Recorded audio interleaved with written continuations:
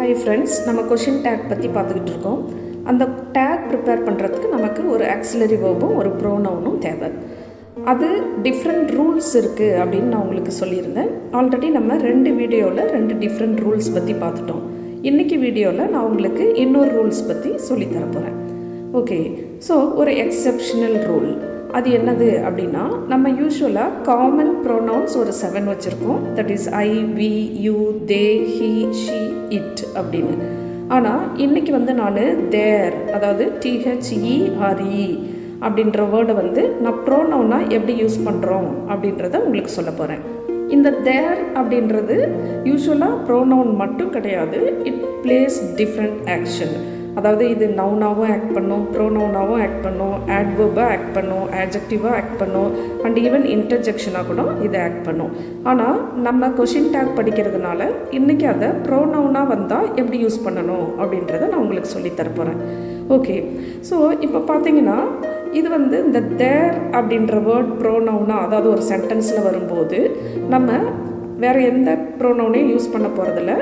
அந்த ப்ரோனவுனுக்கு பதிலாக தேர் அப்படின்ற அந்த சேம் வேர்டை தான் எடுத்து எழுத போகிறோம்.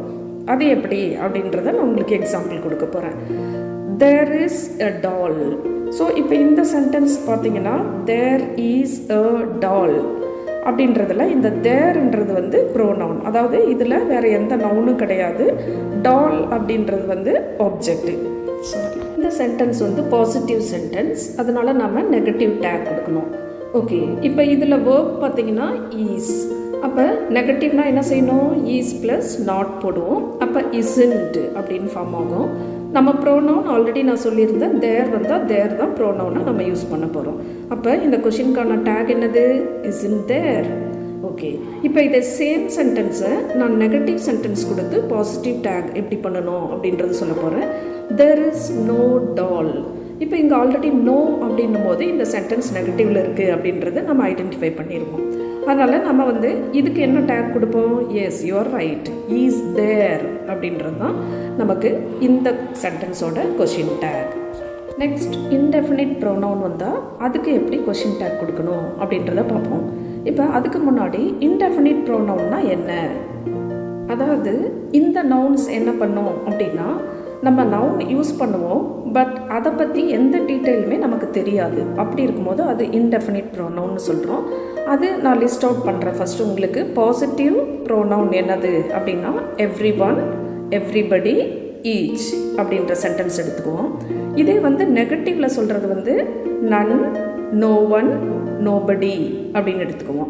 ஸோ உங்களுக்கு நான் இந்த 6 இன்டெஃபினிட் ப்ரோனவுன் பற்றி மட்டும் நான் உங்களுக்கு சொல்கிறேன். காமனாக நம்ம இதை யூஸ் பண்ணுற இன்டெஃபினிட் ப்ரோனவுன்ஸ் அது எப்படி அப்படின்னா, இப்போ நன்னா யாருமே இல்லை, நோ ஒன்னா யாருமே இல்லை, நோபடினாலும் யாருமே இல்லை. ஸோ இந்த நெகட்டிவ் நம்ம ஒரே ஒரு சிங்கிள் வேர்டில் சொல்கிறோம். அதனால் இது நெகட்டிவ் இன்டெஃபினிட் ப்ரோனவுன் அப்படின்னு சொல்கிறோம்.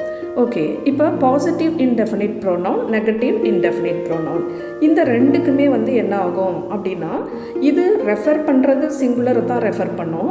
ஆனால் நம்ம கொஷின் டேக் கொடுக்கும்போது வேர்பும் ப்ளூரலில் தான் கொடுப்போம், ப்ரோனவுனும் ப்ளூரலில் தான் கொடுப்போம்.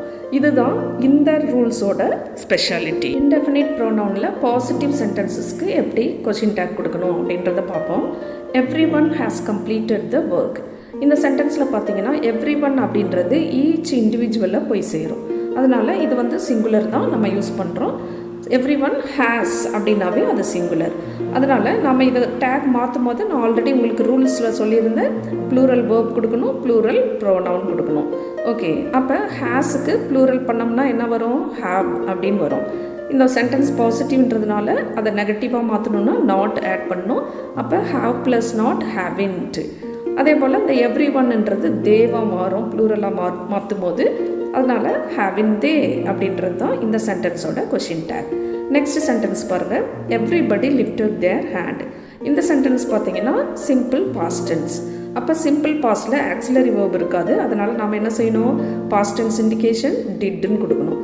சென்டென்ஸ் பாசிட்டிவ்ன்றதுனால நாட்னு ஆட் பண்ணுறோம். அப்போ டிட் ப்ளஸ் நாட் டின்ட் அப்படின்னு மாறும். எவ்ரிபடி அகெயின் தே அப்படின்ற ப்ளூரல் சப்ளை பண்ணணும். அப்போ டின் தே அப்படின்றது தான் இந்த சென்டென்ஸோட question tag. Next sentence, each of the toys is costlier. இப்போ இங்கே பார்த்தீங்கன்னா ஈச்ன்றது கண்டிப்பாக சிங்குலர் அப்படின்றது உங்களுக்கு தெரியும். ஈஸ்ன்றதும் வந்து நமக்கு ப்ரெசன்ட் டென்ஸ் ஆக்சிலரி வேர்ப். அதனால் நம்ம இதை ப்ளூரலாக மாற்றும் போது அந்த ஈச் வந்து தேவாக மாறுது. அப்போ தேக்கு வந்து நம்ம ப்ளூரல் வேர்ப் என்ன சப்ளை பண்ணோம்? ஆர். ப்ரெசன்ட் டென்ஸ்ன்றதுனால ஆர் கொடுப்போம். அப்போ பாசிட்டிவாக நெகட்டிவாக மாற்றணும்னா நாட் ஆட் பண்ணணும். அப்போ ஆர் இன் தே அப்படின்றது தான் இந்த சென்டென்ஸோட கொஷின் டேக். அடுத்து இன்டெஃபினிட் ப்ரோனவுனில் நெகட்டிவ் சென்டென்சஸ்க்கு எப்படி கொஷின் டேக் கொடுக்கணும் அப்படின்றத பார்ப்போம்.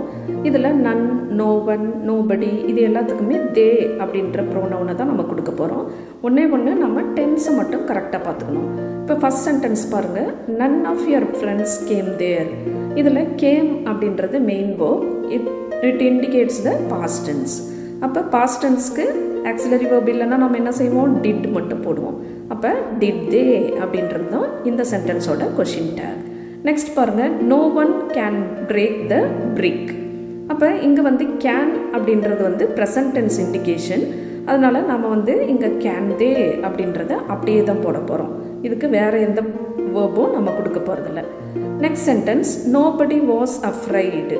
இப்போ இங்கே பார்த்தீங்கன்னா நம்ம வந்து ப்ளூரல் சப்ளை பண்ணணும். ஏன்னா நோபடி வாஸ்ன்றது வந்து சிங்குலர் இண்டிகேஷன். அப்போ வாஸுக்கு ப்ளூரல் என்னது? பாஸ்ட் டென்ஸில் வேர். அப்போ இந்த சென்டென்ஸோட கொஷின் டேக் என்னது? வேர் தே. ஸோ இந்த கொஷின் டேக் உங்களுக்கு இந்த ரூல்ஸும் நல்லா புரிஞ்சிருக்கும்னு நினைக்கிறேன். சப்ஸ்கிரைப் பண்ணாதவங்க சப்ஸ்கிரைப் பண்ணுங்கள். ஆல்ரெடி பண்ணவங்க உங்கள் ஃப்ரெண்ட்ஸ்க்கு ஷேர் பண்ணுங்கள். கண்டிப்பாக இது எல்லா காம்படிட்டிவ் எக்ஸாமுக்கும் யூஸ்ஃபுல்லாக இருக்கும். தேங்க்யூ.